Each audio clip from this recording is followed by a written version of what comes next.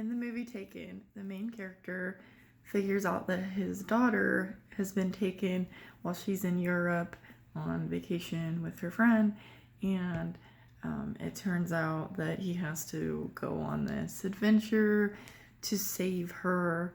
Of course, he's very skilled, he's naturally strong, and he has to take the law into his own hands. He has to go save his daughter, who has been taken by sex traffickers. He also has to make sure that her purity isn't stolen. So that's another trope that is exemplified here.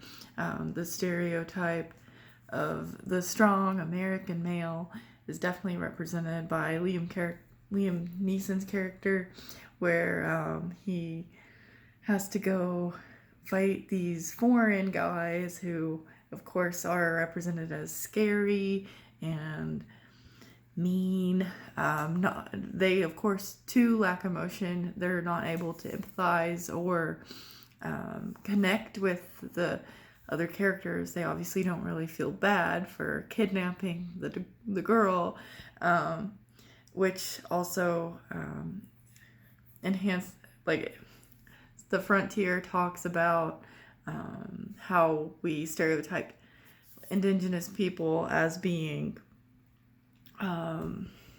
like they're not like fully developed, so they don't have the emotional capacity, whereas this is kind of the same thing. Like these foreign guys are considered more primitive because they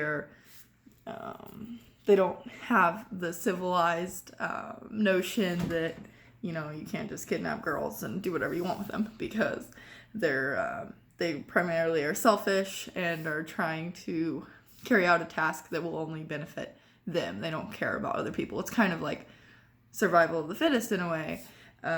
You know, the law doesn't apply to them. They do whatever they want. Because, you know, that's just the way that they've always done it. And then Liam Neeson's character has to come in and save the day. And of course, all of his bad behavior, you know, like violence and murder, is justified because he's doing it for a good reason. He's trying to save the girl, and that's considered a good thing. Like, he's on the right side of it. So as long as his violence is morally justified, it's okay, and it's actually looked at as a good thing for him to be violent and scary and tough and strong, because he can save that weak male character. And whereas the other people who are like violent, if they're violent, it's obviously a bad thing. It's not justified, and it kind of falls in the same category as Native Americans being viewed as like dark or scary. So that's kind of how I associated those two concepts. And he ends up having to save the girl from these uncivilized people. So that's kind of how I saw it.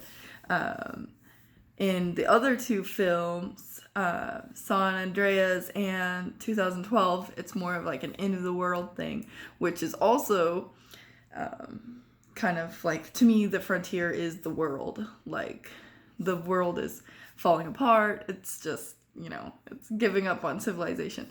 And these men have to jump into like this disaster zone and save the day, which kind of shows that their natural qualities are stifled by civilization. And in these situations, they get to thrive. Their real abilities, their natural abilities, come out and save the day. You know, as an American male, you know, they're saving the good of better, you know, for the good of the people. They're trying to save the world. So it's definitely right along the lines of the frontier, and they're like the only ones that can save the day, you know. Of course, the earthquakes start in California, which is in America, and so that kind of shows the idea of the American male being the fittest, the most evolved to help save the day. That's kind of what I saw there.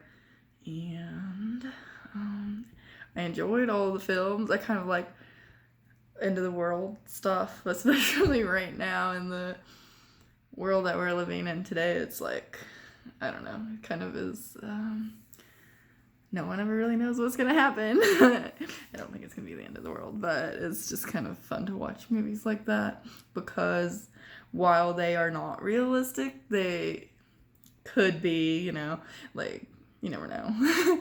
But yeah, it did make me think more about, because at first you watch the movie and you're like, oh wow, it's a good movie, he was a hero, he saved the day. But it makes you think about the stereotypes, like how it reinforces these stereotypes that are not a good thing. Like, it reinforces the stereotype of women being weak and needing a man to protect them. And of course, in San Andreas and Taken, they're kind of like split up from their wives.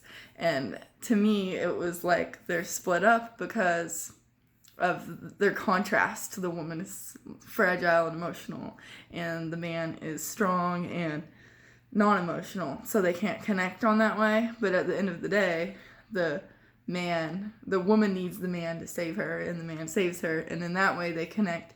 So they fit that trope of weak, fragile female, strong, protective male that is like a perfect couple. But at the same time, it shows those problems that they have by not being able to connect emotionally on the same level, because she is more civilized and you know, kind of weak and needs protected, and his natural abilities stem from physical strength, whereas the woman is more connected to like the mind, being emotional and fragile.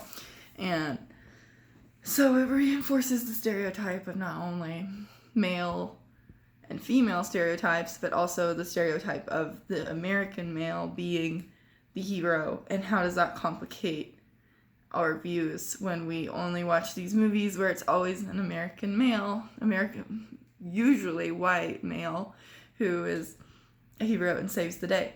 While they are morally justified characters, it's still reinforcing the idea that a moral, upright, good hero is always an American white male, which does not have to be the case, and isn't the case everywhere except for America.